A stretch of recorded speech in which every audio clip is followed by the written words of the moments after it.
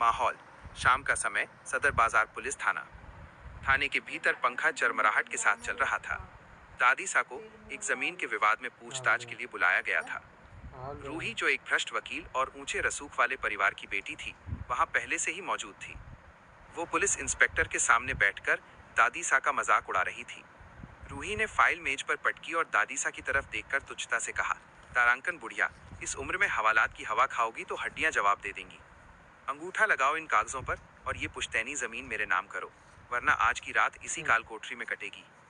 दादीसा चुपचाप कुर्सी पर बैठी कांपते हाथों से पानी पी रही थी। रूही ने आगे बढ़कर उनके हाथ से पानी का गिलास झटक दिया और चिल्लाई, इज्जत घर पर छोड़कर आया करो जब कोर्ट कचहरी का मामला हो। राध्या का प्रवेश। तभी थाने का दरवाजा जोर से खुला। राध्या, जो शहर की नामी लेफ्टिनेंट कर्नल या सीनियर ऑफिसर है, अपनी वर्दी में दाखिल हुई। उसने अंदर आते ही वो मंजर देखा जहां रूही उसकी दादी का अपमान कर रही थी। राध्या की आहट सुनकर रूही पलटी, तारांकन, ओ तो रक्षक आ गई। देखो अपनी दादी का हाल। इससे पहले कि रूही अपना वाक्य पूरा कर पाती, राध्या की फुर्ती और गुस्से ने माहौल बदल दिया। चटाक, एक जोरदार थप्पड़ रूही के गाल पर पड़ा। थाने में मौजूद सिपाही और इंस्पेक्टर तक अपनी जगह पर सीधे खड़े हो गए।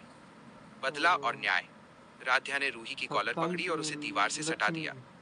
वो ठंडे लहजे में बोली, वर्दी की मर्यादा ने हाथ बांध रखे थे, लेकिन एक पोती का फर्ज आज भी आजाद है।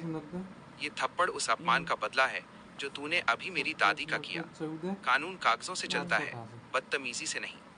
दादीसा, जो अब तक सहमी हुई थी, उनकी आंखों में चमक आ गई। उन्होंने अपनी पोती को वर्दी में न्याय करते देखा तो उनके चेहरे पर गर्व और असीम खुशी दौड़ गई।